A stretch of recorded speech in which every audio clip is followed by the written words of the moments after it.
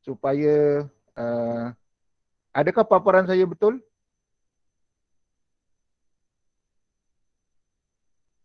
Terbalik tak dia punya skrin?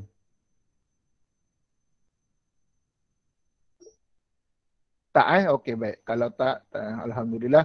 Baik, kita tengok soalan pada soalan nombor 6 Pada soalan nombor 6 ramai yang menulis, ada yang menulis yang kebanyakan daripada anda telah betulkan.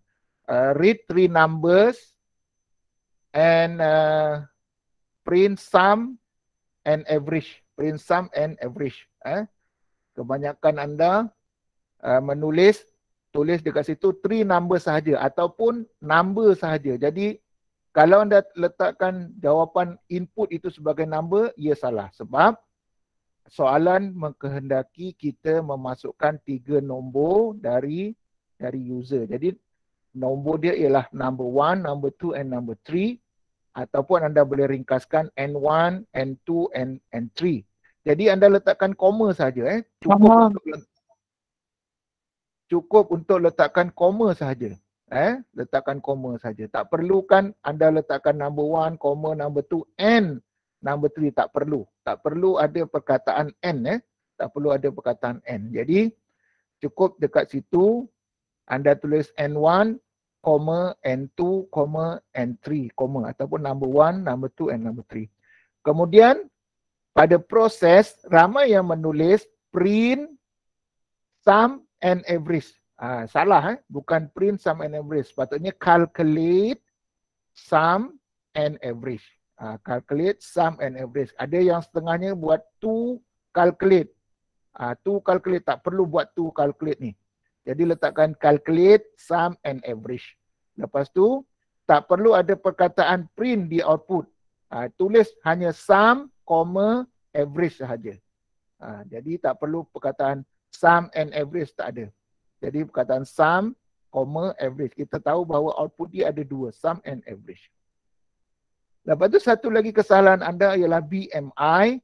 Saya pun tak tahu macam mana anda boleh dapat mass. Mass ini.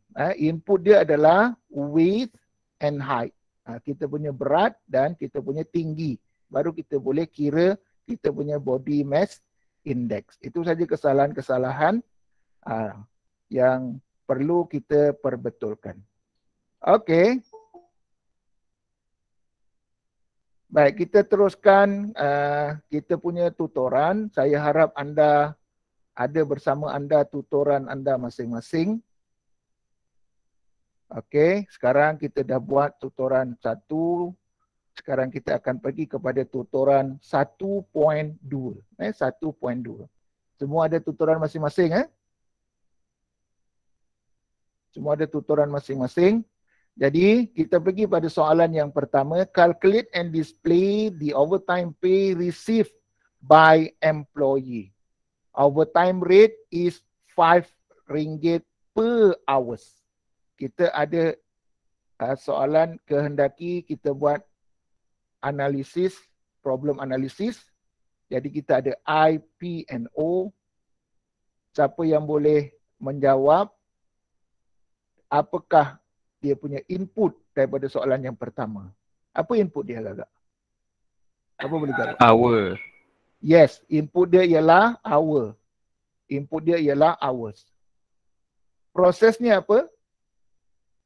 Kita ambil balik, prosesnya ialah calculate overtime pay. Calculate overtime. Okey, itu dia punya proses. Tak perlu panjang-panjang dalam proses. Tulis dekat situ calculate overtime pay. Tak perlu panjang-panjang. Jadi kita khas dekat situ tuliskan calculate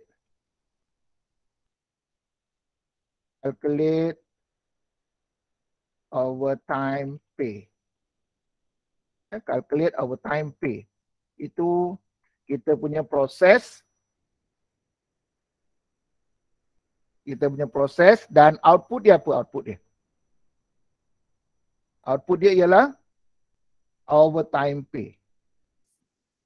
Overtime pay. output dia ialah overtime pay. Jadi tak perlu menulis panjang-panjang di dalam problem analysis. Tak perlu tulis panjang-panjang dalam IPO. Hanya sekadar kita faham dan orang lain pun faham apa yang perlu kita buat pada soalan tersebut.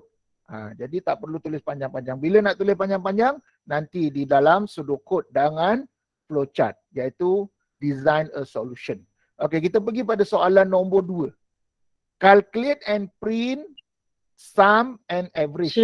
Calculate and print sum, average and multiplication of two given numbers. Jadi apakah input dia? Siapa boleh jawab? Input dia apa? Number 1, number 2. Number 1, number 2. Number 1 and number 2. Yes, very good. Number 1 and number 2.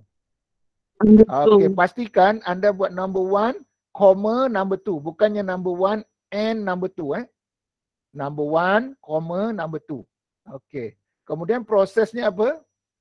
Prosesnya kita ambil balik dari soalan. Calculate, sum, average, multiplication.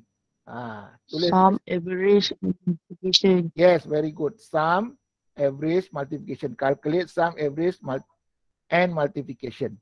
Dan kita punya output kita apa? Output kita ialah sum. Output kita ialah sum. Kemudian average, multiplication. hanya menulis koma sahaja. Tak perlu Comma, average. tak perlukan ada perkataan n. Tak perlu ada perkataan n. Cukup sekadar koma. Okay, now kita pergi kepada soalan nombor 3. A computer science lecturer want to determine the final mark for every student. The final mark are taken from average mark of 3 quiz. Kita gariskan 3 quiz and total mark for 2 test. Ini ialah input dia. Input dia. Jadi input dia apa? Input dia apa? Kita tengok soalan nombor 3. Apakah input dia? Untuk mengira final marks. Apakah input dia? Siapa boleh jawab? Amira boleh jawab? Apakah input dia?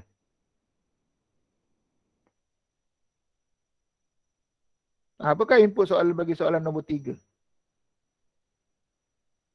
Siapa boleh jawab? Ayuni, adakah anda bersama dengan saya pagi ni? Ya, Putri kata input dia ialah quiz 1, quiz 1, quiz 2, quiz 3 dan ada 2 lagi. Ada 2 lagi. Test 1, test 2. Yes, test 1, test 2. test 1. Okay, test 1. Oh, sorry. Test 1 and test 2. Okay, ini input dia. Jadi kita ada berapa input? Ada berapa input? 5. Ya, ada 5 input. Quiz 1, quiz 2, quiz 3, test 1, test 2. Kita ada 5 input. Adakah dalam proses kita perlu nyatakan bahawa perlukan average for 3 quiz and total mark? Perlu tak? Tak perlu. Jadi macam mana nak tulis? Ayuni, macam mana nak tulis prosesnya? Aisyah pun nak tulis dalam proses Aisyah. Calculate final mark. Yes, calculate final mark. Tak perlu tulis panjang-panjang. Calculate final mark. Kita ambil dekat situ. Calculate final mark. Saya tulis ringkas-ringkas. Jadi anda tulis penuh lah nanti. Jangan tulis CFM pula dalam PSPM nanti. Nanti pemeriksa tak faham. Jadi output dia apa? Output dia ialah final mark. Jadi pastikan di dalam proses ada perkataan final mark dan kita merujuk kepada kita punya output. Jadi pastikan di dalam proses ada output. Itu bagi sekuen. Bagi sekuen. Jadi terus direct calculate final mark. Dan kita terus tulis output dia ialah final mark. Jadi jangan tulis panjang-panjang based on input, based on quiz 1, quiz 2, quiz 3, based on, macam tak payah perlu based on base tu. Jadi base itu gunanya untuk apa? Semalam saya dah terangkan, untuk jenis repetition dan apa? Dan selection. Jadi kita contoh soalan 1.3. Kita teruskan soalan 1.3. If a student is a module 2 group, display the message the student is taking computer science subject. Ini ialah soalan selection. Soalan apa? Soalan selection.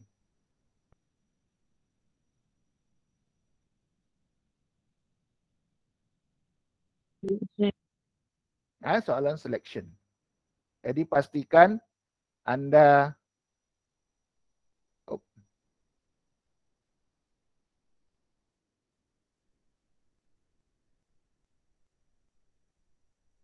menjawab jawapan yang betul. Baik, kita pergi pada soalan yang pertama. Apakah input bagi soalan yang pertama?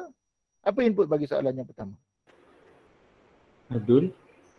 Input dia apa? Apakah input bagi soalan yang pertama? Modul. Jawapan dia ialah modul. Prosesnya apa? Ingat balik prosesnya, semalam saya dah terangkan bagaimana selection. Mesti ada perkataan apa? If. Group. Ada perkataan apa dalam proses? Determine. Yes, perkataan determine. Determine apa? Determine. Determine group. Determine. Apa nak kita nak keluarkan? Apa nak kita outputkan? Determine. Group. Message. Kita nak keluarkan message kan? Di dalam komputer kan? Jadi determine message. Message ni apa? Message-nya? Message-nya ialah the student is taking computer science subject. Ini message-nya. Jadi determine message based on what? Based on? Module 2. Yes, based on module. Based on module, bukan module 2. Based on module. Based on module. Jadi kalau user tekan module 3, maka message yang akan keluar pada output keluar tak? Kalau kita tekan module, dia tanya, what's your module? Saya pun jawab, I am module 3. Keluar tak dalam perkataan the student is taking a computer science subject? Keluar tak? Siapa boleh jawab? Keluar ke tidak message tersebut?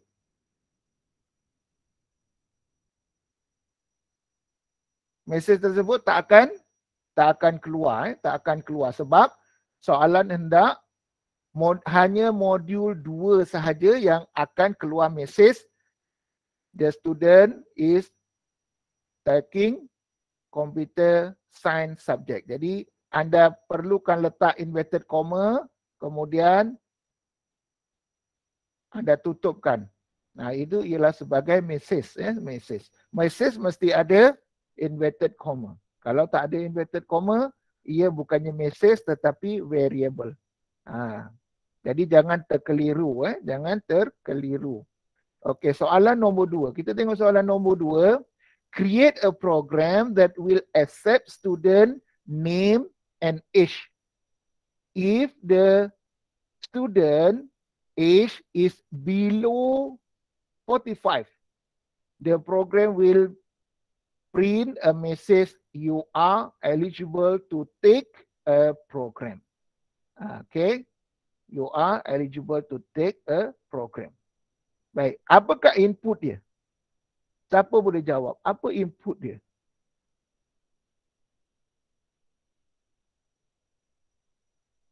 Apa input dia? Age. Adakah input dia age sahaja? Name and age. Yes, name dengan age. Jadi ada dua input, name dengan age. Apakah prosesnya? Pastikan perkataan yang wajib bagi selection ialah determine. Determine apakah yang akan keluar outputnya. Determine apa yang akan keluar outputnya. Determine message. Determine message based on what? You are eligible to take a PhD program akan keluar bila apa? Bila user Below 45. Yes, below 45. Ini berdasarkan kepada nama ke umur? Umur. Yes, umur. Jadi determine message based on age. Based on age. Jadi determine message based on age. Itu ialah prosesnya. Dan output dia ialah message yang saya bulatkan ni. Tulis message tersebut dan jangan lupa kita punya inverted comma. Inverted comma. Jadi itu wajib. Inverted comma itu wajib sebab ia membezakan di antara message dan variable. Okay, next question. Question number 3. Print the message. You are entitled to vote for a person whose age is above 20. Jadi inputnya apa? Inputnya apa? Apakah input bagi soalan nombor 3? Input, process and output. Apakah input dia? Inputnya ialah, siapa boleh jawab? Input dia ialah age. Input dia ialah age. Kemudian, apakah prosesnya? Prosesnya apa? Determine message based on age. Yes, determine message based on age.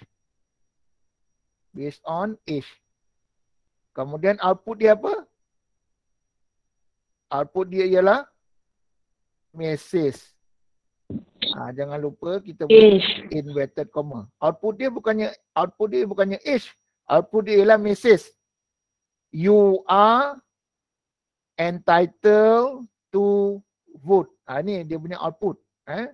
Dia punya output ni. Jangan lupa kita punya inverted comma. Sebab ia adalah message. Okey, tengok soalan nombor 4.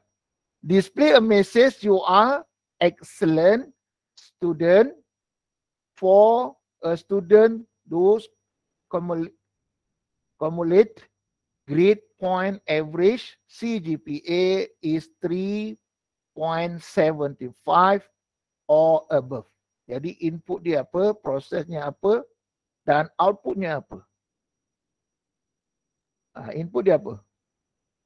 Siapa yang tahu input dia apa? What is the input? Input dia, Ayuni kata grade. Grade salah. CGPA. Yes, CGPA. Input dia ialah CGPA. Input dia ialah CGPA. Apakah prosesnya? Determine apa? Determine apa? Message based on what? Determine message based on CGPA. Yes, very good. CGPA. CGPA. Okay, determine message based on CGPA. Okay, kita perhatikan baik-baik tengok saya tulis CGPA, kalau semua huruf besar dekat sini pun mesti huruf besar. Kalau CGPA huruf kecil, dekat dalam proses pun CGPA huruf kecil. Huruf besar dan huruf kecil itu ialah variable yang very sensitif untuk komputer. Kalau huruf kecil dan huruf besar dia kata benda yang lain. Walaupun kita nampak dia macam sama, tetapi komputer tak boleh baca sebab komputer kan bodoh. Okay, output dia apa? Output dia ialah message, you are an excellent student. Yes, message. Jangan lupa kita punya inverted comma sebab dia adalah message.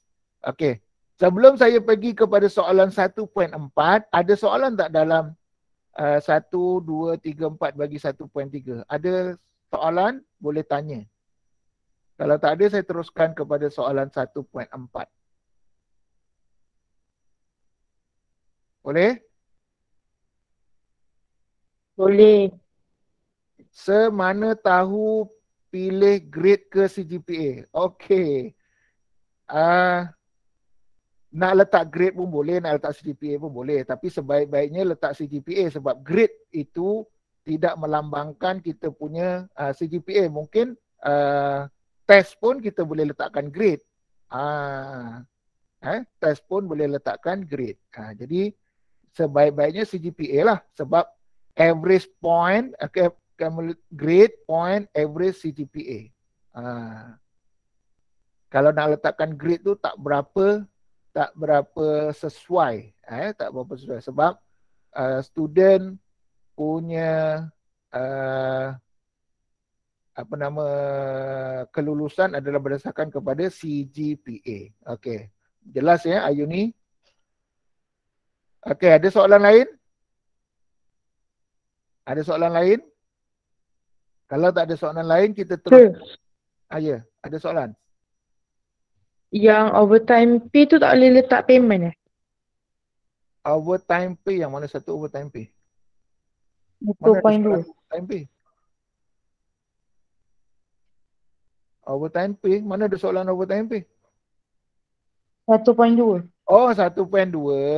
Okey, 1.2. Yang mana overtime? Okey, yang ni Okey, soalan nombor 1. Soalan nombor 1 nak letakkan payment bagi output, betul? Siapa yang bertanya tadi? Okey, Aisyah kata letakkan payment. Boleh. Nak letakkan payment boleh, tetapi dengan syarat calculate overtime payment. Ataupun calculate payment for overtime. Dalam proses kena tulis. Kita kepastikan supaya orang faham. Kalau kita nak letakkan payment boleh, tak ada masalah. Calculate payment for overtime boleh, tak ada masalah. Okey, faham Aisyah? Okey, jangan tulis mesej panjang-panjang. Kita nak ringkas-ringkas saja untuk problem analisis. Problem analisis jangan tulis panjang-panjang. Nanti nak tulis panjang-panjang di dalam sudokod atau flowchart. Dalam sudokod atau flowchart baru kita tulis kita punya proses yang sebetulnya. Di dalam problem analisis kita cuma ringkaskan supaya orang faham apakah program yang harus kita buat. Itu saja. Okey. Ada lagi soalan? Ada lagi soalan? Tak ada. Kalau tak ada kita teruskan. Okey, kalau tak ada kita teruskan pada soalan 1.4 tutorial. Okay, soalan nombor 1. This program prompt the user to enter a number if the number is greater than 0. Positive number status is displayed. Otherwise, negative number was entered. Siapa yang tak faham soalan ni? Siapa yang tak faham soalan ni? Boleh faham soalan ni? Boleh. Soalan ni hendak apa? Siapa yang boleh terangkan? Soalan ni apa yang dihendak sebenarnya? Dia hendak supaya user masukkan nombor, enter a number, user masukkan nombor dan komputer akan nyatakan nombor itu nombor positif atau nombor negatif. Betul tak? Betul. Betul Contoh saya masukkan nombor 8. Apa yang akan display pada monitor? Kalau saya tekan nombor 8? Positif. Positif. Kalau saya letakkan nombor negatif 8, yang akan keluar ialah Negatif. negatif number. Okey, sekarang apakah dia input dia? Input dia apa? Number. Yes, input dia ialah number. Apakah prosesnya? Prosesnya apa? Ini ialah selection, two-way selection. Tadi yang atas kita hanya cuma ada satu saja. Sekarang yang bawah kita ada dua, iaitu positive number dengan negative number. Jadi, apakah prosesnya? Determine apa? Determine apa? Message. Determine message based on number. Jadi determine message based on number. Jadi output dia kita ada dua, iaitu positive number, kita ada positif dengan negatif. Ya, positif dengan negatif. Pastikan anda tulis yang lengkap Jangan ikut saya pula. T positif macam tu Tulis yang lengkap. Positif number dan negatif number. Okey. Jadi prosesnya tulis ringkas, determine message based on number. Senang Okey, ada soalan? Kalau tak ada, kita teruskan pada soalan nombor 2. Okay, soalan nombor 2. Calculate area of circle when radius is greater than 0 and display it as output. If not display radius can be a negative number. Apakah soalan kehendaki?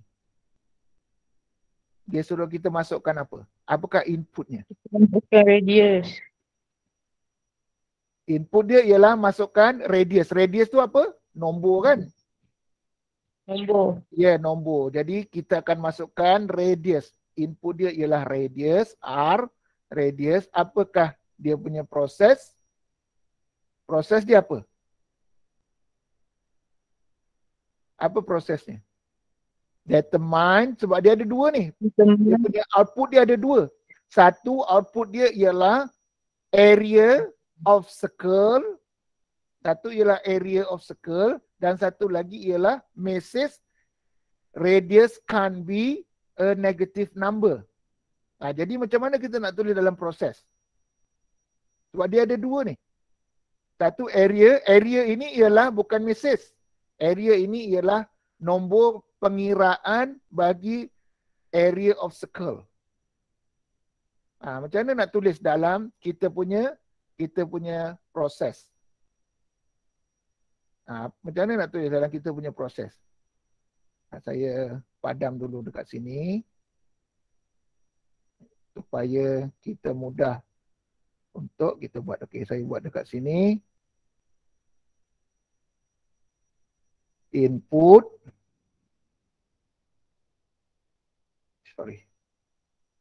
Input dia ialah apa tadi? Radius, betul?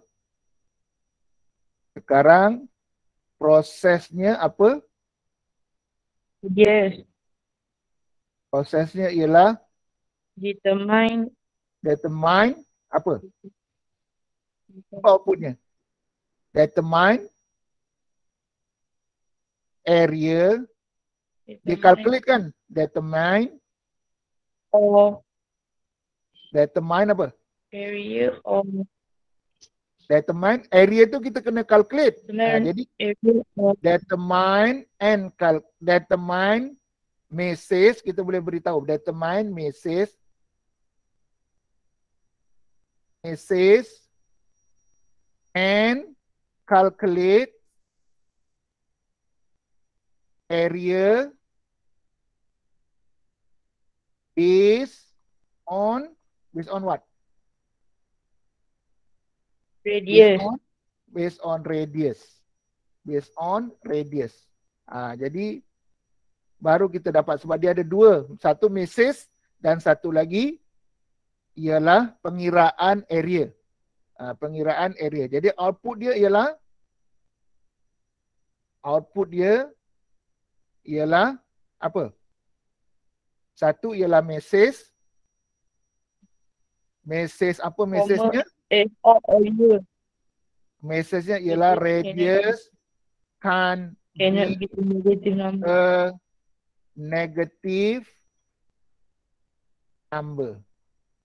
Can be a negative number.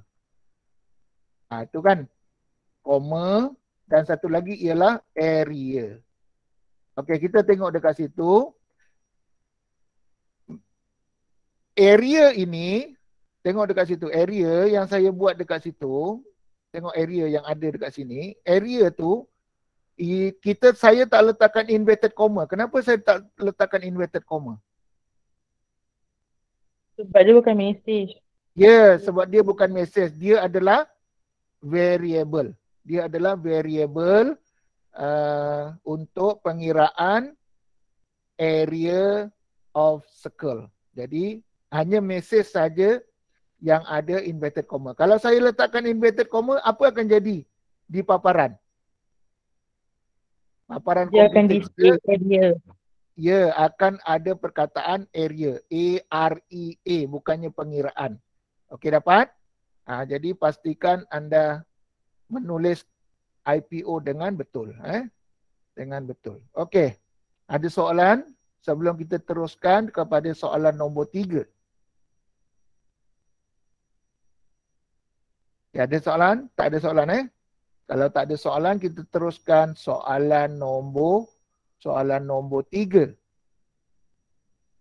Customer who want to rent a car will be charged RM65 if total hour less or equal to 24. Maksudnya kalau hour ini less than 24, charge bagi sewa kereta tersebut ialah RM65. RM65. An extra RM6 dan akan ada tambahan RM6 for additional hour. Tambahan 1 jam, RM6 dikenakan. Calculate and display total charge of car rental. Itu fahamkan betul-betul. Jadi inputnya apa? Siapa yang boleh jawab? Inputnya apa? Hour. Yes, inputnya ialah hours. Inputnya ialah hours. Apakah prosesnya? Proses ada 2. Iaitu yang kurang dari 24 jam dan lebih daripada 24 jam. Jadi macam mana kita nak buat prosesnya? Determine apa? Determine apa? Determine apa?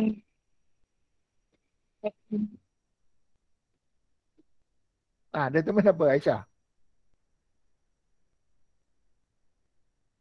Determine total charge based on, okay, very good, Ayuni.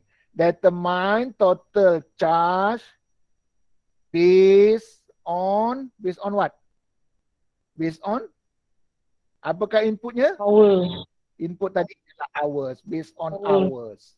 Jadi output dia ialah, apa output dia? Output dia ialah total charge. Total charge. Okay, boleh dapat amat mudah So kat proses tak payah tulis calculate Tak payah tulis apa? Ulang balik semula. Tak payah tulis kena calculate ke?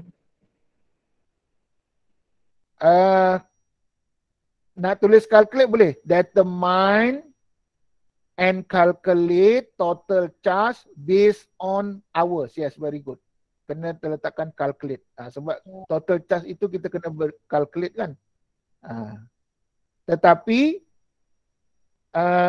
untuk yang 24 jam ke bawah, kita tak perlu calculate. Nampak tak? Tak perlu calculate. Yang RM65 ni, bagi 24 jam, kurang daripada 24 jam, tak perlu calculate. Dia terus RM65. Jadi boleh juga kita tulis determine and calculate total charge based on hours. Boleh terima.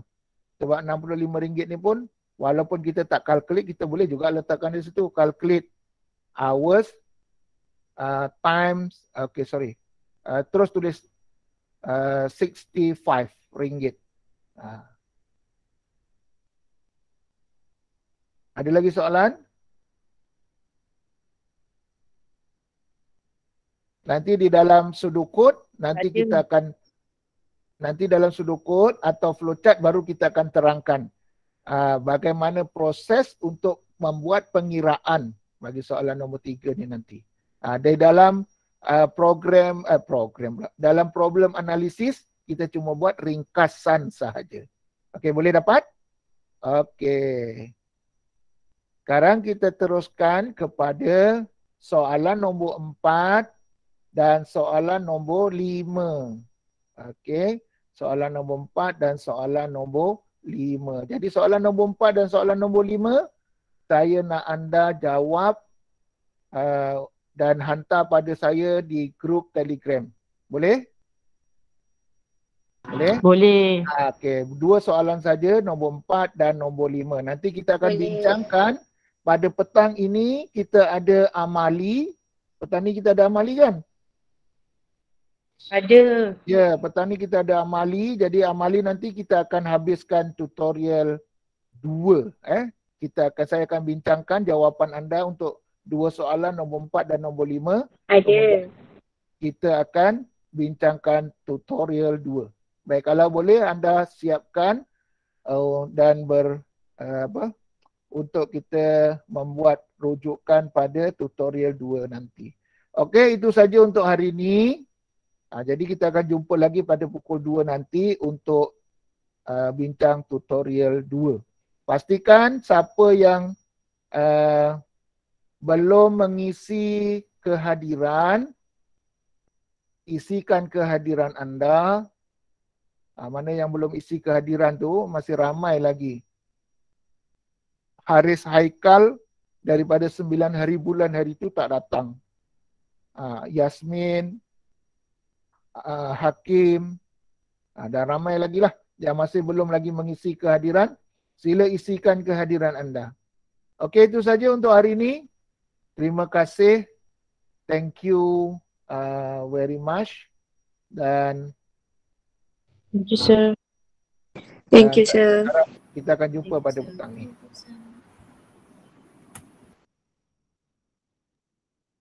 Thank you, sir. Okay, thank you very much. Jumpa lagi petang ni.